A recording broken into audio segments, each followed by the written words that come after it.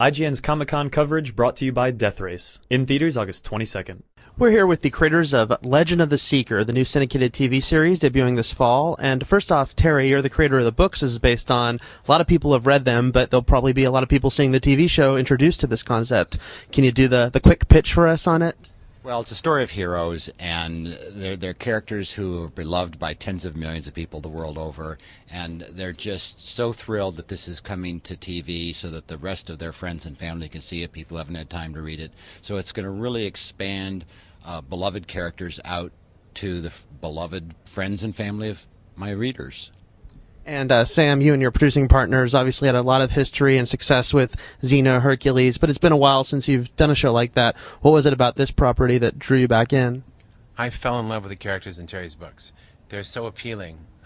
There's a great love story at the heart of this series of Terry's, and it never stops. It just grows more intense and complex, and I'm secretly always been a giant fan of love stories. In fact, some of the early reasons I read the Spider-Man comic book was because there was secretly a love story between Peter Parker, Mary Jane Watson, and this other young lady, Gwen Stacy.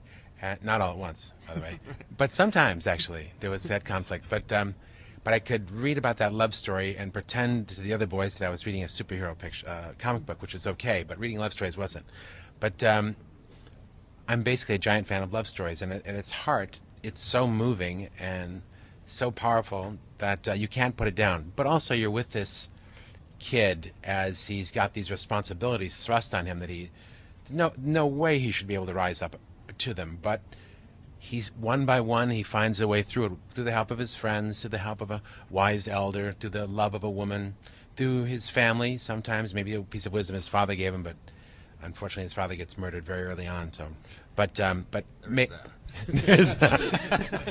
his father instilled all these values in him. That's really what I mean. And they come to the surface throughout his journey. And he finds who he is. And he's, as Terry has said, a great leader.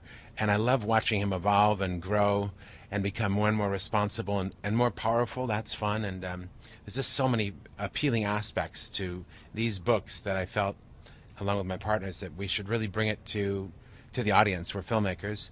And it was Terry that decided perhaps the best format would be the weekly television show.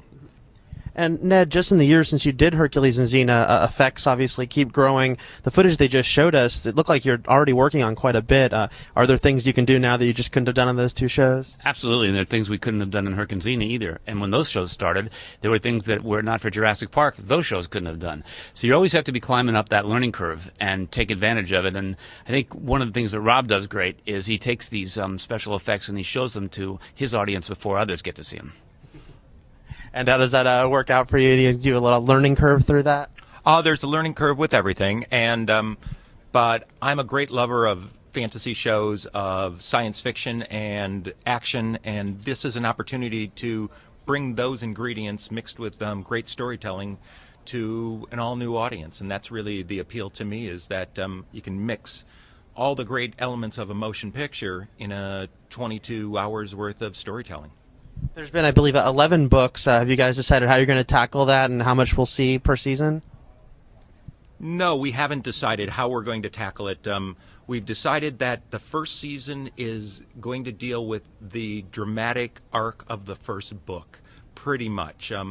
There may be a reason to finish that first story a little sooner than the first season, but pretty much we're trying to take what is the first book and the growth of Richard Cypher and the realization that he has at the end of the first book and spread that over a year, 22 hours worth of storytelling. And Sam, are you tempted at some point maybe to want to direct an episode of this? Would that be fun for you? I'd love to. I'd like to get involved in the process of executive producing. I'd like to make sure we've thought about enough of the details on an overall basis. Does Dahara look like it should, this mythical land? When it's separated from the other two provinces, how many years ago was it? So how many similarities are there in the culture and how many differences this many years later? I have a more important job than getting in there and directing the specific episode. I have to make sure that the world is true and the characters are being written well, and that if a line was shot wrong, with meaning was not true to the intent of the author, the original author, the characters that these people have fallen in love with, I want to be in that editing room and make sure that we quietly lift that line or change it in such a way so it represents what the character really would be thinking. So there's more important things, strangely enough, in the world of TV than directing, and that is executive producing. And Terry, this is your baby. They're standing right near me, so I know you might want to, be careful what you say. But how do you feel about you're seeing your baby out there in the world, and these guys obviously have a great history and a great track record. Well, that's exactly what Sam was saying. Is there's no way you can translate a novel directly into a TV series. You have to have beginning, middle, and end in each series. You can't have a series that someone starts watching in the 4th episode after the show is recommended and they go, I'm just completely lost. It makes no sense to me. They have to be able to be pulled in with every show.